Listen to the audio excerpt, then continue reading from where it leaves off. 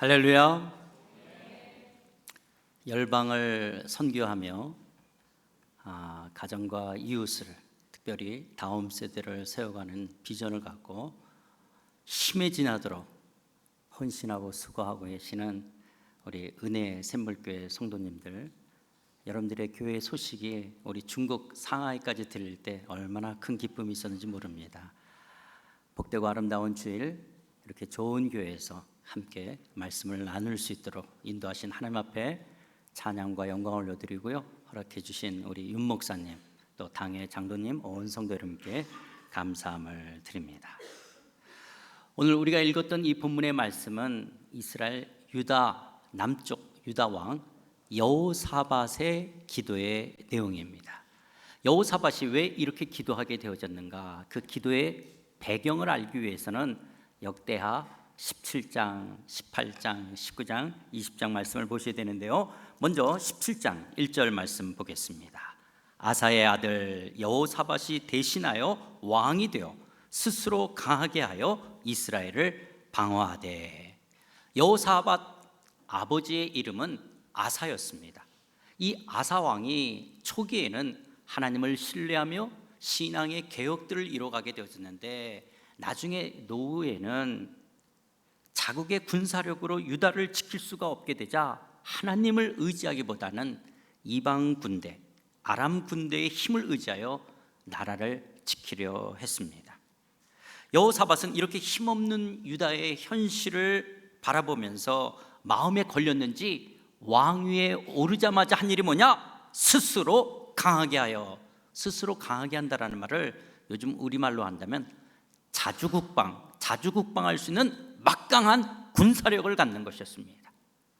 그래서 예루살렘에만 이 친위 부대가 100만 대군을 거느리게 되어지고요, 유다의 견고한 성읍에 군대를 주둔시키게 되어집니다.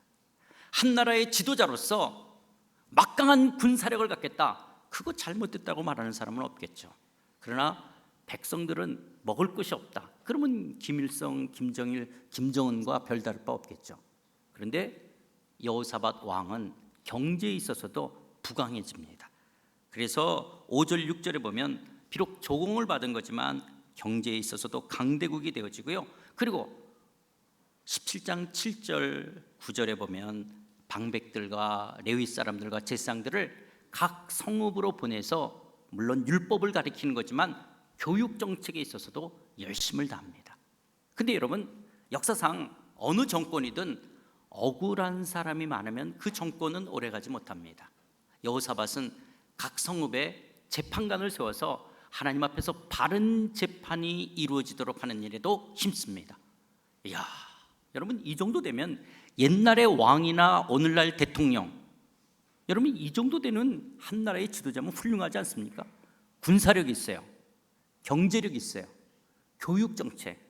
요즘은 우리 한국에는 조기 고등어 들고 다니는 조기 유학생들이 없어졌잖아요. 많이 없어졌잖아요. 한때 얼마나 많은 조기 유학생들, 제가 있는 중국에만 해도 조기 들고 고등어 들고 들어왔던 이 조기 유학생들이 많이 많은데, 이게 어떤 교육정책의 일관성이 없기 때문에 그럴 수도 있겠지만, 어쨌든 여호사밧은 교육정책도 있었고요, 더군다나 억울한 사람이 없도록 바른 재판이 이루어지겠다.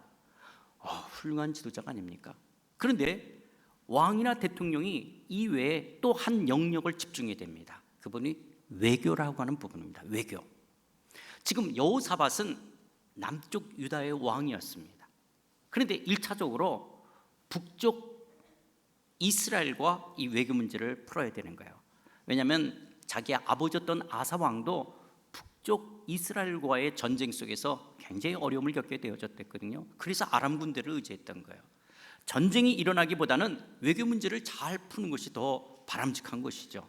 그런데 혹시 교회 다니신 지 얼마 안 되신 분이나 성경을 잘 모르시는 분이 조금 설명하면, 이스라엘이 애굽에서 출애굽돼서 가나안 땅에 와서 첫 번째 왕이 사울 왕, 두 번째가 다윗 왕, 세 번째가 솔로몬 왕, 그 다음에 솔로몬 왕 이후에 여로보암을 중심으로 북쪽 이스라엘, 북쪽을 10개 지파가 모여서 북쪽을 이스라엘이라고 그러고, 남쪽은 르호보암 왕을 중심으로 두 개의 지파가 모여서 남쪽을 유다라. 그래서 마치 대한민국이 남한과 북한으로 갈라지는 것처럼 이스라엘이 지금 남쪽 유다와 북쪽 이스라엘로 갈라져 있댔어요.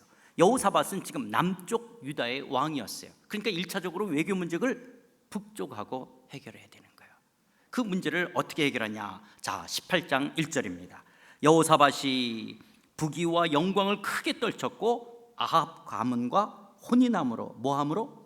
혼인함으로 인척관계를 맺었더라.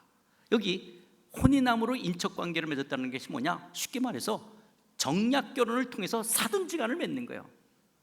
그래서 여호사밧이 이 외교 문제를 풀기 위해서 가장 우상을 섬겼던 왕, 이 아합 왕과 자기 아들을 사위로 주고 아합의 딸을 며느리로 받는 이런 정략결혼을 통해서 이 외교 문제를 해결하려고 했댔습니다. 그런데 이것은 하나님 앞에 악한 것이었어요. 왜냐하면 하나님께서는요, 이방 문화가, 특별히 우상을 섬기는 그 문화가 남쪽 유다에 들어오지 않도록 하기 위해서 엄격하게 금했던 거예요. 그런데 하나님 앞에 묻지도 않고 기도하지도 않고 한 나라의 지도자로서, 왕으로서 자기 역할을 잘하겠다라고 덥석 아합과 정략결혼을 통해서 외교 문제를 해결하려고 했던 것이었습니다. 결국 이렇게 되자 자기의 사돈이었던 아합이 원치 않냐는 길앗 라못을 쳐들어가자라고 제안하는 거예요. 그래서 거기 가서 아합은 죽게 되어지고 여호사밧은 혼찌검이 나서 다시 예루살렘으로 돌아오게 되어졌을 때 그 예루살렘으로 돌아오는 여호사밧을 선견자 예후가 나가서 이렇게 말합니다. 19장 2절입니다. 우리 한번 같이 읽어볼까요? 19장 2절. 자, 시작. 하나님의 아들 선견자 예후가 나가서 여호사밧 왕을 맞아 이르되 왕이 악한 자를 돕고 여호와를 미워하는 자들을 사랑하는 것이 옳으니까 그러므로 여호와께로부터 진노하심이 왕에게 임하리라. 악한 자를 돕고 여호와를 미워하는 자들을 사랑하는 것은 옳은 것이 아니라고 하는 거예요. 그래서 하나님으로부터 진노가 임할 것을 예언합니다. 그런데 여러분, 우리가 이런 성경 구절을 읽다 보면 마음속에 참 하나님은 무서운 분이다. 하나님만을 예배하면 하나님은 우리에게 축복을 주시지만 우리가 한눈을 팔고 하나님 앞에 죄를 짓고 우상을 섬기면 하나님은 우리에게 진노를 내리시는 무서운 분. 아니, 어떻게 보면 하나님은 굉장히 속이 좁고 이기적인 신처럼 느껴지지 않습니까? 그래서 하나님은 한 손에 홍당무를 들고 한 손에는 채찍을 들고 하나님만을 섬기면 우리에게 홍당무 주고 하나님 앞에 죄를 짓고 우상을 섬기면 채찍을 가르쳐요. 그런 하나님, 그런 이기적이고 속 좁은 그런 무서운 하나님일까요? 사실 하나님이 여호사밧이 이렇게 외교 문제를 풀려고 하는 걸 왜 모르겠어요. 외교 문제는 자기 열심만으로만 되는 게 아니잖아요. 상대와의 관계잖아요. 그래서 군사력을 키우고 경제력을 키우고 교육정책을 갖고 나라에 억울한 사람이 없도록 바른 재판을 이루면서 이 외교 문제를 이렇게 정략결혼으로 해결하려고 하는, 그런데 이것은 당시 고대 중동 지방에 있어서 왕들이 하는 하나의 전략이었어요. 흔히들 다 하는 방법이었어요. 그런데 문제는 여호사밧은 하나님을 섬기는 왕이었어요. 하나님을 섬기는 왕이 하나님을 의뢰하기보다는 자기의 꾀를, 자기 열심을 쫓아 살아가는 이런 여호사밧의 신앙을 좀 더 성숙한, 좀 더 업그레이드된, 좀 더 고급한 신앙의 삶으로 이끌기 위한 하나님의 손길이 진노라고 하는 것으로 나타나는 거예요. 마치 부모가 사랑하기 때문에 자녀에게 징계의 매를 드는 것처럼 하나님께서는 이 진노를 통해서, 이 징계의 매를 통해서 여호사밧을 좀 더 성숙시키기를 원하셨던 거였어요. 그럼 그 하나님의 진노가 어떻게 나타났냐? 20장 1절입니다. 그 후에, 글쎄 어느 날, 20장 1절, 그 후에 어느 날 모압 자손과 암몬 자손들이 마온 사람들과 함께 와서 여호사밧을 치고자 한지라. 와우! 여호사밧은요 지금 군사력 100만 대군을 거느리고 있었어요. 그래서 모압이 쳐들어온다, 모압을 막았을 수 있는, 암몬이 쳐들어온다, 암몬과 싸워서 이길 수 있는, 세일산 사람들, 마온 사람이 쳐들어온다, 그걸 물리칠 수 있는 100만 대군을 거느리고 있었어요. 그런데 이거는 전혀 예상치 못했던 문제예요. 전혀 생각하지 못했던 거예요. 암몬, 모압, 마온 사람들이 같이 연합군대를 형성해서 한꺼번에 쳐들어온다? 이거는 전혀 생각하지 못했던, 예상치 못했던 난관, 위기 앞에 여호사밧이 흔들립니다. 여호사밧이 다리가 풀려요. 3절 보니까 여호사밧이 두려워하여, 여호사밧이 두려워했다라고 이야기해요. 그렇게 열심히 한 나라의 지도자로 최선을 다했던 이 왕이 전혀 생각지 못했던, 예상치 못했던 문제 앞에 그가 두려워하는 거예요. 두려워하는 거예요. 여러분, 요즘 여러분들도 예상치 못했던, 생각지 못했던 위기, 난관, 문제 앞에 두려워하고 계십니까? 여러분 마음속에 찾아오는 근심, 걱정, 불안함들, 이런 두려움 가운데 떨고 계시고 있으십니까? 건강하게 오래오래 사실 생각했던 부모님이 갑작스럽게 중환자실에 들어간다든지, 아니면 가족 중에 자식들이 생각지 못했던 병으로 인해서 그렇게 중환자실에 들어가 있다든지, 연속극이나 소설에 나오는 것 같은 그런 이야기들이 우리 부부관계에 일어난다든지, 내 뱃속에서 나온 내 새끼 자녀의 문제로 인해서 정말 어떻게 할 수도 없는, 어르기도 하고 야단을 치기도 했지만 어떻게 할 수 없는 그 자녀의 문제들, 아니면 믿었던 사람들, 내 주변에 있는 인간관계의 문제로 여러분이 두려움에 빠져보신 적은 없으십니까?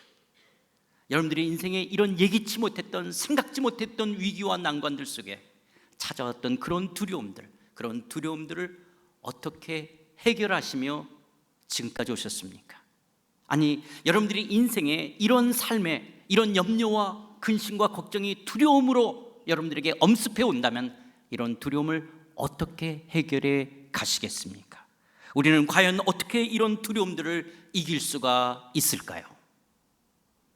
3절에 보니까 여호사밧이 여호와께로 낯을 향하여 간구하고 온 유다 백성에게 금식하라 공포하며, 여호사밧은 이 두려움을 어떻게 해결합니까? 여호와께로 낯을, 얼굴을 향하여 들고 간구하는 거예요. 기도하는 거예요. 그러면서 온 유다 백성과 함께 금식하며 하나님 앞에 나아가 기도합니다. 낯을, 얼굴을 하나님을 향해서 기도했다, 간구했다. 여러분, 평상시 내가 평안하고 평상시 어려움이 없고, 그래서 평상시 잘 나가고 내가 열심히 산 것만큼 내가 이만큼 산다라고 생각했을 때, 도리어 이렇게 예상치 못했던, 생각치 못했던 어떤 위기와 난관이 두려움으로 찾아와 도리어 하나님의 얼굴을 찾으며 전심으로 하나님만 바라보겠다라고 한다면 이것은 도리어 역설적인 우리의 축복이 되어지는 줄 믿습니다. 이렇게 이런 위기 앞에 얼굴을 하나님께 향하여 그 기도했던 그 기도의 내용이 오늘 우리가 읽은 본문의 내용이에요. 12절 13절 다시 한번 볼까요? 우리 하나님이여 그들을 징벌하지 아니하시나이까? 우리를 치러 오는 이 큰 무리를 우리가 대적할 능력이 없고 어떻게 할 줄도 알지 못하고 오직 주만 바라보나이다 하고 유다 모든 사람들이 그들의 아내와 자녀와 어린이와 더불어 여호와 앞에 섰더라. 그런데 여러분 13절, 유다 모든 사람들이 그들의 아내와 자녀와 어린이와 더불어 여호와 앞에 섰더라, 이런 구절을 읽으면 이렇게 은혜가 됩니까? 저는요, 결혼하기 전에는, 제가 중국 상하이에서 담임 목사로 목회하기 전에는 이런 13절 같은 구절은 그냥 읽고 지나갔댔어요. 그런데 제가 결혼해서 처자식 있게 되어지고 또 목회하면서 이제 담임 목사의 역할을 하게 되었을 때 전에 찾아오는 이 13절이 얼마나 와닿는지 몰라요. 우리가 흔히 어떤 사람이 성공하고 출세하고 높은 위치에 올라가면 부러워하겠지만, 여러분, 어떤 위치에 올라가면 올라갈수록 그런 어떤 책임감의 이 막중함들의 그 중압감이 있잖아요. 책임감이 있잖아요. 지금 여호사밧은요, 자기 하나가 아니라 내가 책임져야 될 가장 힘없는 자들, 아내와 어린 자들, 자녀들을 뒤에 세워놓는 거예요. 우리 흔히 남자들 그러잖아요. 무슨 문제가 있으면 나야 뭐 목구멍 뭐 거미줄 치료하고 나야 어떻게 되는 괜찮지만 내가 책임져야 될 이 처자식들, 아니 어떤 공장을 운영하고 회사를 운영하다가도 회사가 부도가 나고 문제가 되면 어떻게 해요? 나야 또 그렇다 할지라도 내가 책임져야 될 이 식솔들을 어떻게 할 거냐라는 거예요. 여러분, 목사님들 속에 가장 목회하면서 어떤 그 참 무거움이 있냐? 우리 이혼하려고 그럴 때 자녀들을 생각하면 제일 이혼 앞에서 힘들어지는 것처럼요, 우리 교회 와서 거듭나고 신앙이 파릇파릇 자라고 있는데 교회 문제로 인해서 혹시 이들이 시험에 들거나 이들이 상처를 받을까, 이 마음에 무거움들이 있어요. 그래서 교회가 어려울 때 목사님들의 마음들 속에 가장 힘든 게 이렇게 신앙으로 살아새롭게 이렇게 변해가면 자라가는 이분들을 향한 그 마음의 무거움이 있거든요. 지금 여호사밧이 아내와 어린이들, 자녀들을 들여놓고 오직 주만 바라보겠다. 하나님, 내가 대적할 능력이 없고 어떻게 할 줄도 알지 못하고 오직 주만 바라보겠다라고 마치 하나님 앞에 항복하듯이 두 손을 들고 하나님 앞에 기도하는 거예요. 그런데 여러분, 이 기도하는 내용을 읽다 보다도 또 한쪽에 이런 마음이 들잖아요. 여호사밧이 너무 엄살 부리고 너무 무기력한 모습을 갑자기 보이는 것 같아요. 마치 축구 선수가 전반전은 잘 뛰다가 전반전에 잘 못 뛰면 후반전도 기대하지 않을 텐데, 전반전에 그렇게 잘 뛰던 선수가 후반전에 와서 잘 못 뛴다, 이게 이상한 것처럼 그렇게 힘있게 군사력, 경제력, 교육정책, 바른 재판이 이루어지고 죄를 정하면서까지 외교 문제를 해결하려고 했던 이 여호사밧이 대적할 능력도 없고 어떻게 할 줄도 알지 못하고 오직 주만 바라본다, 너무 무기력한 모습처럼 보이는 거예요. 오직 주만 바라본다. 그러니까 종교를 아편이라고 말하는 거 아니야. 아니, 왜 기독교는 어떤 위기와 문제, 난관에 부닥치면 그걸 뚫고 나갈 강한 정신력을 갖도록 그렇게 설교도 하고 그렇게 성도들을 말씀으로 양육을 해야 되는데, 아니 문제만 생기면 평상시 안 하던 기도 갑자기 문제가 생겨 안 하던 새벽 기도하니 금요 기도해야 하니 무슨 금식 기도한다라고 그러고, 그러다가 또 문제만 해결되면 날라르르거리고 그러다가 또 문제만 생기면 하나님, 목자님, 목녀님 기도해달라고 그러고, 권사님, 집사님, 장로님 기도해달라고, 목사님 평생 직인이 기도 부탁하고, 또 문제 해결되면 날라르르거리니, 그러니까 종교를 아편이라 그러지. 그런데 사실 여호사밧이 지금 엄살 부리면서 정말 무기력하게 오직 주만 바라보겠다라고 기도하는 것이 아닙니다. 정말 여호사밧은 열심히 살았던 왕이었어요. 그런데 이런 예상치 못했고 생각지 못했던 위기의 문제 앞에 자신의 한계와 부닥치는 거예요. 와, 내 열심으로 다 할 수가 없구나, 내 노력으로만 다 해결할 수가 없는 이런 예상치 못했던 위기 앞에 그가 무너지면서 하나님을 찾게 되어지는 거예요. 그래서 여러분, 도리어 평상시 잘 나갈 때, 평안할 때 하나님을 잊어버리다가 도리어 이런 위기와 두려움 앞에 하나님을 찾고 전심으로 하나님의 얼굴을 구할 수 있다, 이건 도리어 역설적인 하나님의 축복이 되어지는 줄 믿습니다. 흔히 세상은, 하늘은 스스로 돕는 자를 돕는다라고 말합니다. 그러나 성경은 아니라고 말하는 거예요. 성경은 하나님을 의뢰하는 자를 하나님이 도우시는 줄 믿습니다. 그래서 오직 주만 바라보는 것은 결코 무기력하고 나약한 모습이 아니라고 하는 거예요. 그러면 여러분, 왜 여호사밧이 오직 주만 바라보는 것이 왜 무기력하고 나약한 모습이 아니냐? 그것은요, 하나님은 인간을 디자인하실 때 처음부터 인간은 하나님만 의뢰하며 살아가도록 우리를 설계하셨어요. 마치 하나님이 물고기를 만드셨을 때, 물고기는 어디서 살 때 가장 자유롭죠? 물속에서. 그런데 물고기가 왜 내가 물에서만 살아? 그리고 모래사장으로 튀어나온다? 불 속으로 들어간다? 그건 불고기지 물고기가 아니에요.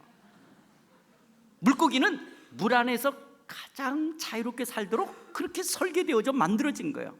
여러분, 우리가 전자제품을 살면 설명서대로 사용하지 않으면 기계가 망가지는 것처럼 하나님이 인간을 창조하시고 창조의 원리가 뭐냐? 인간은 하나님만 의지하며 살아가도록, 하나님 없이 내가 주인 노릇하고 내가 하나님 노릇하고 내 마음대로 내 노력으로 내 열심으로 살아간다? 그것은 도리어 기독교는 죄라고 이야기하는 거예요. 마치 부모를 부모로 인정하지 않고 왕을 왕으로 인정하지 않는 것이 불효요 반역인 것처럼 하나님을 하나님으로 인정하지 않고 하나님을 신뢰하지 아니하고 내가 왕 노릇하고 내가 주인 노릇하고 내가 하나님 노릇하고 내 마음대로 살아가는 것을 성경은 죄라고 이야기하는 거예요.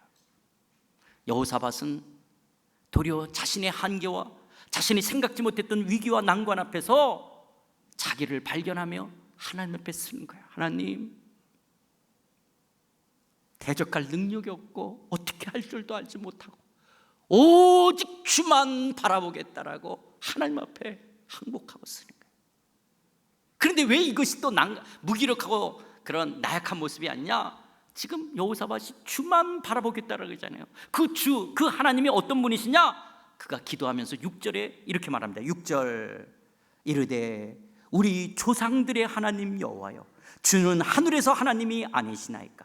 이방 사람들의 모든 나라를 다스리지 아니하시나이까? 주의 손에 권세와 능력이 있사오니 능히 주와 맞설 사람이 없나이다. 지금 여호사밧이 오직 주만 바라보겠다는 주, 그 하나님이 얼마나 크고 얼마나 강하고 얼마나 위대하신 분이시냐? 그 주, 그 하나님을 뭐라고 말하냐? 우리 조상들의 하나님 여호와요. 우리 조상들의 하나님 여호와라는 말이 무슨 말이에요?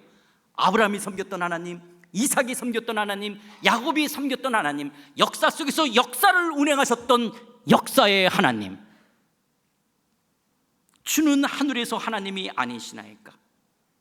인간의 손으로 깎거나 빚어서 만드신 신이 아니라든지 신이 아니고 인간의 사색의 산물이 아니라 하늘과 땅을 창조하신 창조의 하나님. 이방 사람들의 모든 나라를 다스리지 아니하시나이까? 인간의 생사화복을 한 나라의 흥망성쇠를 주관하시며 열방을 통치하시는, 다스리시는, 통치하시는 하나님. 누구도 하나님과 맞설 수 없고 누구도 하나님과 싸워 이길 수 없는 손에 권세와 능력을 가지신 능력의 하나님, 그 하나님만 바라보겠다라고 하는 거예요. 역사의 하나님, 창조주 하나님, 통치하신 하나님, 그리고 능력의 하나님, 그 하나님을 바라보겠다고 말하면서 9절에 보니까 하나님 과거에 솔로몬 왕이 예루살렘 성전을 하나님 앞에 봉헌하면서 하나님 만일, 이 9절에 이렇게 말합니다. 만일 재앙이나 난리나 견책이나 전염병이나 기근이 우리에게 임하면, 하나님이 이스라엘 백성들이 범죄하여 만일 우리 가운데 재앙이나 난리나 견책이나 전염병이나 기근이 일하면 주의 이름이, 하나님의 이름이 이 성전이 있으니 우리가 이 성전 앞과 주 앞에 서서 이 환난 가운데 주께 부르짖은즉 들으시고 구원하시리라 하였나이다. 우리가 범죄하여, 비록 범죄하여 이 땅에 재앙이나 난리나 견책이나 전염병이나 기근이 임했다 할지라도 이 성전에 올라 하나님의 이름을 부르짖으면 우리의 기도를 들으시고 구원하시겠다라고, 응답하시겠다라고 약속하신 그 하나님, 그 하나님만 바라보겠다라고 하는 거예요. 여러분, 하나님께서 우리가 기도하면 응답하시는 하나님이신 것을 믿으십니까? 그래서 우리가 기도할 때 그 응답의 확신으로 우리가 잘 암송하는 예레미야 33장 3절 말씀 있잖아요. 너는 내게 부르짖으라, 내가 내게 응답하겠고 내가 알지 못하는 크고 은밀한 일을 내게 보이리라. 하나님께서요, 우리가 부르짖고 기도하면 응답하시겠다는 거예요. 그런데 하나님은 우리가 부르짖고 기도할 때 응답하시겠다는 것을 맹세라도 해야 된다면 맹세도 하고 싶었어요. 근데 맹세라고 하는 것은 자기보다 더 큰 권위 앞에서 하는 거잖아요. 그런데 하나님이 하나님보다 더 큰 권위가 없으시니까 2절 이렇게 이야기합니다. 2절 같이 읽어볼까요? 시작. 이를 행하시는 여호와, 그것을 만들며 성취하시는 여호와, 그의 이름을, 그래요, 일을 행하시고 그 일을 만들고 성취하시는 여호와, 그의 이름을 여호와라 하시니까 하나님은 당신의 이름에 명예를 걸고 약속하시는 거예요. 너는 내게 부르짖으라, 넌 내가 응답하고 내가 알지 못한 크고 은밀한 일을 보이겠다라고 말씀하시는 거예요. 우리가 잘 아는 빌립보서 4장 6절 7절에서도 아무것도 염려하지 말고 다만 모든 일에 기도와 간구로 너희 구할 것을 감사함으로 하나님께 아뢰라. 그리하면 모든 지각에 뛰어난 하나님의 평강이 그리스도 예수 안에서 너희 마음과 생각을 지키시리라. 우리가 부르짖고 기도할 때 하나님은 반드시 응답하시는 하나님인 줄 믿습니다. 우리가 기도할 때 우리의 작은 신임에도 응답하시고 어두운 가운데도 밝은 빛을 비춰주시는 하나님이 되어주시는 줄 믿습니다. 자, 이렇게 여호사밧이 오직 주만 바라보겠다라고, 역사의 하나님, 창조주 하나님, 통치하시는 하나님, 능력의 하나님, 우리의 기도에 응답하시는 하나님, 그 하나님 앞에 두 손 들고 자기가 책임져야 될 백성들을 뒤로 하고 가장 힘없는 자들을 뒤로 하고 하나님 앞에 서는 거예요. 하나님.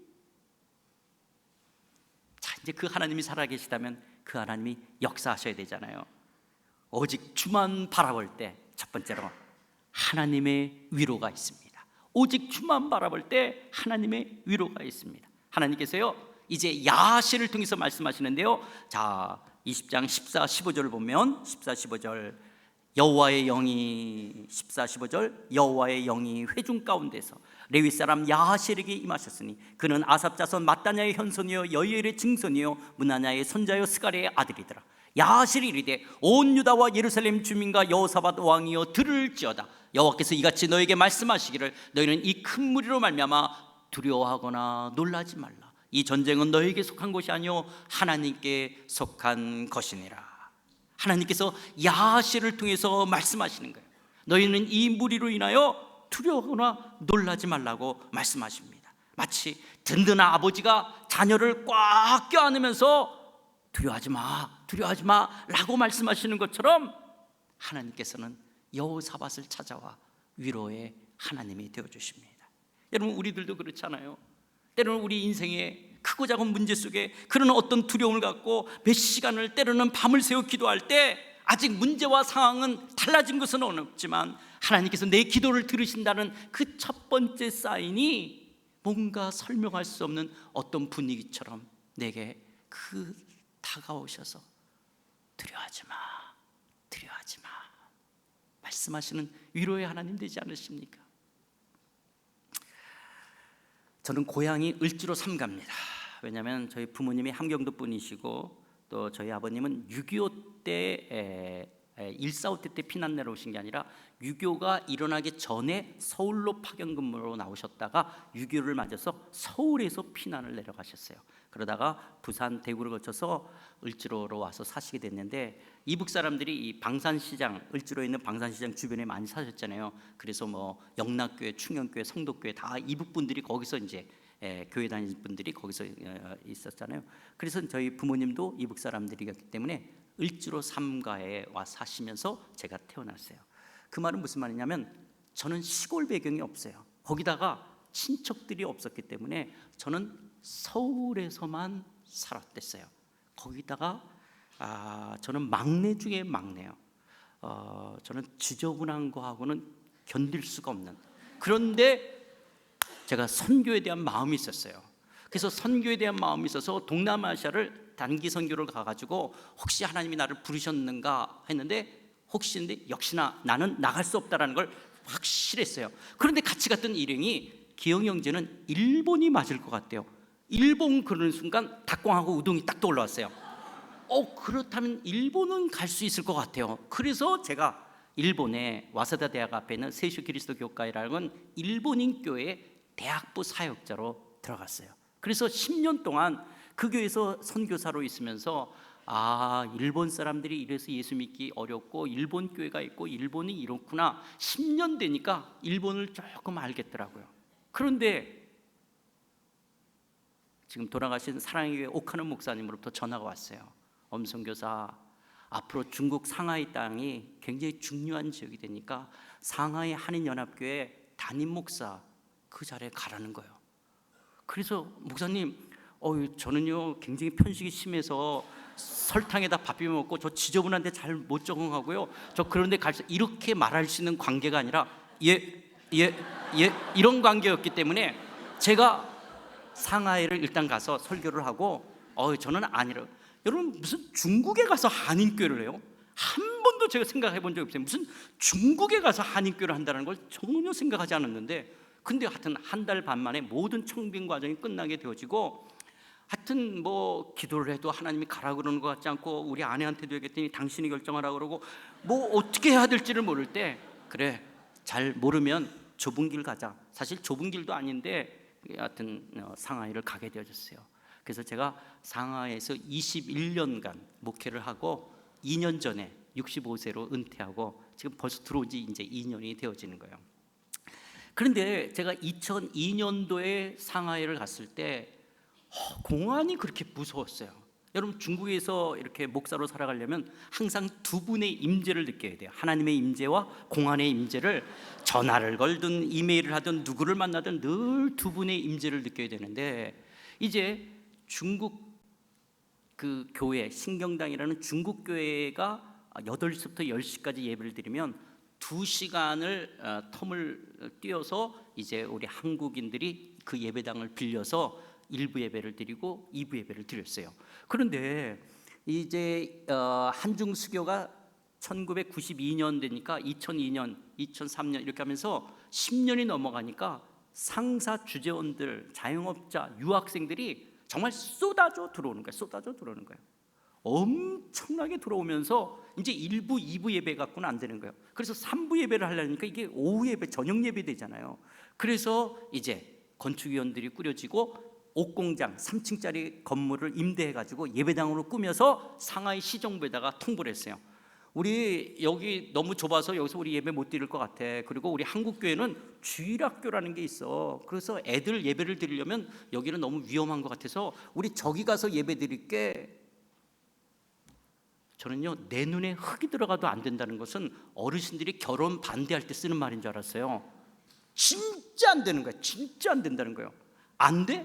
우리 한국 남자들은 군대에서 뭐 배웠어요? 안 되면? 그러니까 무슨 소리냐? 우리가 지금 중국인을 선교하는 게 아니라 한국 사람들이 한국말로 예배드리겠다는데 왜 안 되냐? CNN, KBS, MBC 다 와라. 세계적으로 열원화시키고 여기 국제도시고 우리가 비즈니스 하러 왔는데 왜 안 돼? 그러면 될 줄 알았어요. 근데 진짜 안 되는 거예요. 안 된다는 거예요. 안 된다. 그렇게 되어지면서 이제 시간이 끌다가 이제 우리 요즘 우리 교회로 말하면 재직회 비슷한 게 있는 거예요. 거기서 의장, 목사님 하고 손을 들면 이런 걸 예상을 못했니? 예상을 했어요. 근데 건축위원들이 그때만 해도 2002년 3년도에는 한국 경제가 중국보다 좀 힘이 있었기 때문에 밀어붙이면 된다고 생각했고, 우리가 중국인이 아니라 한국 사람들끼리 왔는데 뭐 안 되냐 하고 강하게 나가면 된다라고 생각을 하고 진행한 거예요. 그런데 이게 지금 계약을 하고 그래서 이렇게 하면 뭐 위약금도 위약금이지만 리모델링한 거가 다 해서 한 한국 돈 한 2억 정도가 손해를 보게 되는 거예요. 못 들어가게 되어지면. 그러니까 이제 이분이 그러는 거예요. 우리가 중국에 와서 어렵게 비즈니스 하면서 건축 원금했는데 2억이라는 돈에 손실을 내면 누군가 책임을 져야 되지 않냐는 거예요. 책임이라는 말을 제가 딱 듣는 순간 그럼 건축 현장이 1억? 내가 담임 목사니까 1억? 근데 저는 사실 대학생 사역, 청년 사역을 한 20년 동안 했고 일본에서도 저는 캠퍼스 사역이었어요. 저는 부목사 생활도 안 했고 처음 한인교회 담임 목사가 된 거예요.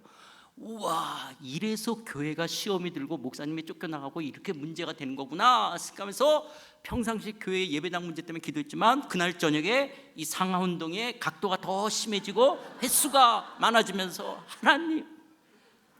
근데 그때 당시는 저는 그렇게 중국이 무서웠어요. 사실 공안을 그렇게 무서워할 것도 아닌데 공안한테 잡혀가면 손톱발도 막 뽑고 고문당하고 막 어떻게 될 것 같고 왠지 무섭고 중국에 지금 누구하고도 의논할 수가 없는, 그리고 그때 당시는 상하이는 저희 교회밖에 없었어요. 교회가 딱 하나밖에 없는 거예요. 한인교회라는 게.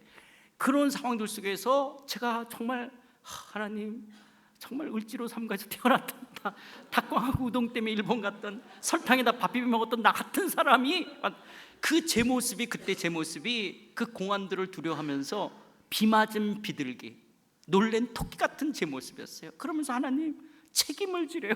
하나님, 제가 선교사를 살다가 왔는데 1억이 어디 있어요? 그러면서 밤새 기도하는데 그 새벽녘에 기영아, 두려워하지 마, 두려워하지 마. 마치 풍랑이 있는 그 바다를, 그 거친 바다를 밤새도록 노를 저어갔던 그 제자들에게 예수님이 뚜벅뚜벅 걸어와 내니 두려워 말라고 말씀하시는 것처럼 기영아, 두려워하지 마. 두려워하지 마. 오늘도 여러분의 인생의 삶에 이런 예기치 못하고 생각지 못한 문제들이 다가왔을 때 나를 아시고 내 형편과 처지를 아시고 나의 상처와 아픔을 아시는 주께서 오직 주만 바라보는 자에게 내가 너와 함께 하겠다라고 두려워 말라고 말씀하시는 위로의 하나님이 되어주시는 줄 믿습니다. 그리고 두 번째로 오직 주만 바라볼 때 하나님이 주가 되십니다. 오직 주만 바라볼 때 하나님이 주가 되십니다. 그 15절 후반절에 보면 이 전쟁은 너에게 속한 것이 아니요 하나님께 속한 것이니라 이야기하는데요, 유다의 진정한 왕은 하나님이셨습니다. 여호사밧은 단지 하나님 또 위임받은 왕에 불과한 거예요. 그런데 여호사밧은 자기가 유다의 왕이라고, 자기가 유다의 왕이기 때문에 유다 백성은 자기 백성이라고 자기 열심으로 자기 최선으로 열심히 왕 노릇했던 거예요. 그러면서 하나님 앞에 묻지도 않고 외교 문제를 풀기 위해서 우상을 섬겼던 아합과 정략 결혼을 통해서 이 문제를 해결하려고 하는 거예요. 그런 여호사밧에게 하나님이 말씀하는 가장 중요한 메시지가 이거였어요. 여호사밧, 이 나라가 누구 거니? 네가 유다의 왕이니까 유다가 네 나라야? 그리고 유다 백성이 네 백성이야? 그렇다면 이 전쟁은 너한테 속한 전쟁이라는 거예요. 그러나 너는 하나님이 세운 대리 통치자 청지기에 불과한 거고, 유다의 진정한 왕은 하나님이시고 유다 백성은 하나님의 백성이라고 고백한다면 이 전쟁은 하나님께 속한 전쟁이라고 하는 거예요. 다윗과 골리앗이 싸울 때 다윗이 전쟁의 승패는 칼과 창에 있는 것이 아니라 하나님께 있다, 하나님께 속했다라는 말은 어떤 전쟁의 능력, 승리가 하나님께 있다라고 말한다면, 지금 오늘 이 본문 속에서 이야기하는 건 뭐냐? 로드십에 대한 이야기인 거예요. 누구 거냐라는 거예요. 누구 거. 여호사밧, 네 나라야? 네 거야? 그래서 네가 그렇게 열심히 산 거야? 여러분, 우리가 최선을 다한다, 열심히 사는 것은 미덕임에 틀림이 없습니다. 그러나 크리스찬은요, 나의 열심이, 나의 최선이 누구를 위한, 무엇을 위한 열심, 최선이냐에 따라서 하나님 앞에 선도 되고 악도 되어집니다. 다시 말씀드립니다. 열심히 산다, 최선을 다해서 살아가는 것은 미덕임에 틀림이 없습니다. 그러나 크리스찬은 나의 열심이, 나의 최선이 누구를 위한, 무엇을 위한 최선, 열심이냐에 따라서 하나님 앞에 선도 되고 악도 되어진다라고 하는 거예요. 여러분이 회사를 자영업을 하고 비즈니스를 한다. 내 회사, 내 것. 그래서 내 회사라고 내가 움켜잡고 이 문제들과 어떤 난관들 앞에서 쩔쩔쩔매며 두려워한다. 그게 내 거라고 생각하면 여러분의 비즈니스의 크고 작은 문제는 여러분의 전쟁이라는 거예요. 그러나 하나님, 내가 비록 이 회사의 사장이라 할지라도 나는 하나님이 세우신 대리 통치자요, 나는 청직입니다. 이 회사의 진정한 주인은 하나님이시라고 고백한다면 여러분의 비즈니스의 크고 작은 모든 문제 하나님께 속한 전쟁이 될 줄 믿습니다. 여러분의 뱃속에서 나온 내 새끼, 내 자녀라고 생각하고 여러분이 그 자녀를 끌고 있다면 여러분의 자녀의 모든 문제 여러분께 속한 전쟁이 되지만, 하나님, 비록 내 뱃속에서 나온 내 새끼라 할지라도 이 아이의 진정한 주인은 하나님이시고 하나님이 이 아이의 진정한 왕이시라고 고백한다면 여러분들의 자녀들의 크고 작은 모든 문제 하나님께 속한 전쟁이 될 줄 믿습니다. 여러분의 내일, 여러분의 진로, 혹시 결혼 안 하신 분들 여러분의 결혼, 여러분의 평생의 삶, 누가 주인이냐는 거예요. 누구 것이냐고 묻는 거예요. 주님이 내 삶의 왕이라고 고백하신다면 크고 작은 모든 문제 하나님께 속한 전쟁이 되어질 줄 믿습니다. 그래서 로마서 14장 7절 8절에 뭐라고 말씀하십니까? 우리 중에 누구든지 자기를 위하여 사는 자가 없고 자기를 위해 죽는 자도 없도다. 우리가 살아도 주를 위해 살고 죽어도 주를 위해 죽나니 그러므로 사나 죽으나 우리가 주의 것이로다. 세 번째로, 오직 주만 바라보는 자에게 하나님의 구원이 있습니다. 오직 주만 바라보는 자에게 하나님의 구원이 있습니다. 우리 17절 상반절을 보면 이 전쟁에는 너희가 싸울 것이 없나니 대오를 이루고 서서 너희와 함께한 여호와가 구원하는 것을 보라. 유다와 예루살렘아, 너희는 두려워하지 말며 놀라지 말고 내일 그들을 맞서 나가라. 여호와가 너희와 함께하리라 하셨느니라 하매. 여기 여호와께서 구원하는 것을 보라는 거예요. 하나님이 어떻게 역사하시는지를 비홀드 보라는 거예요. 여러분, 이 본다라고 하는 여기 이 말은 너무너무 중요한 단어입니다. 사실 우리 기독교의 신앙생활은 하나님이 우리를 어떻게 어떻게 이끌어 가시는지를 보는 거예요. 왜냐하면 우리의 기독교의 신앙은 내가 먼저 시작한 것이 아니죠.